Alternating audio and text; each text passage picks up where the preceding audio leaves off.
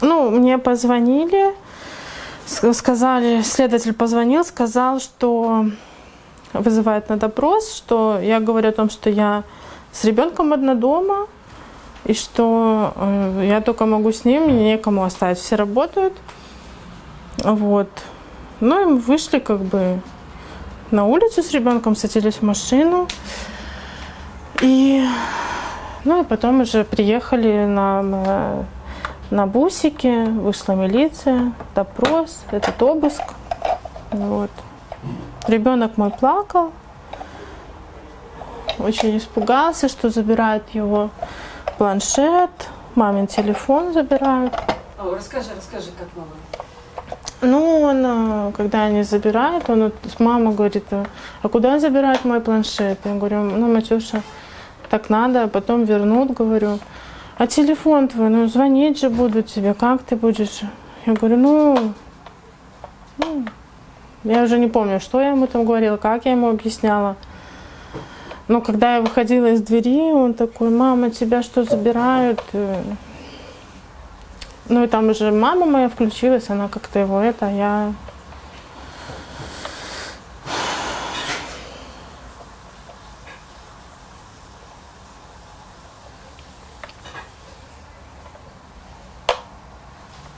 Показали фотографию митингов за 20 сентября. Люди стоят в сцепке на фоне ОМОН. И утверждали, там в сцепке девушка в очках, в маске, утверждали, что это я. Ну, как бы это не я точно, не похожа. Ну, там все признаки, что это не я.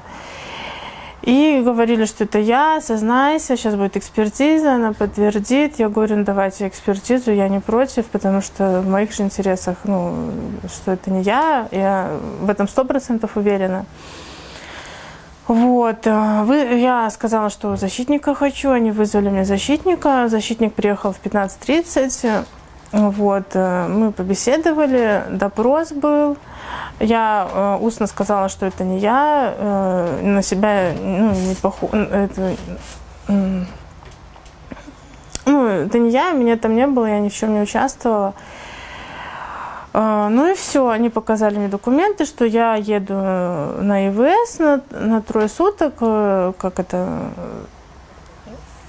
ну какая-то проверка, что-то там. Ну и все, меня повезли в наручниках.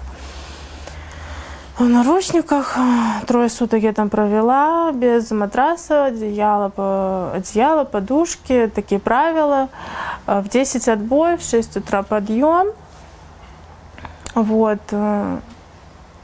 Будили ночью 2 раза, проверяли днем, ну, раза 3-4, там, иногда в наручниках выводили, иногда без. Ну, на 2 сутки пришел сотрудник, утверждал, что экспертиза показала, что это я, на что я не соглашалась, что это не я. Я говорю, как могла она показать, если это, ну, не я. Меня там не было, я там не участвовала, никуда не ходила. Но он утверждал, что тебя осудят, права на ребенка заберут. Я там очень плакала, потому что из-за такой несправедливости, что за чужого человека вот я сижу, как бы, это так несправедливо, плакала, и что ребенком пугают. Вот, ну, на что он сказал, что ты на диалог не идешь, как бы, ну, и ушел. Я пошла в камеру, каждые сутки камеры менялись, вот, ну, одиночная была камера, первые сутки была 3-местная, там были девушки, вот, одна суточница, а вторая вот убила сожителя, вот, а на следующие сутки меня перевели в одиночную камеру. Там я была одна, и 3 сутки тоже я провела одна в другой камере. Спать можно только ночью, с 10 до 6 утра. Так можно только было сидеть или ходить. Все. Первая ночь была на металлической шконке на 2-м этаже с дырками, ну, то есть спаянные там эти вот металлическая. А потом уже были вот одиночные камеры, и там сплошная деревянная подлога была. Я первые сутки я сидела с девушкой. Ну, она очень много разговаривала. Меня это, с одной стороны, успокаивало. Она вот фоном мне говорит, я как бы отключалась.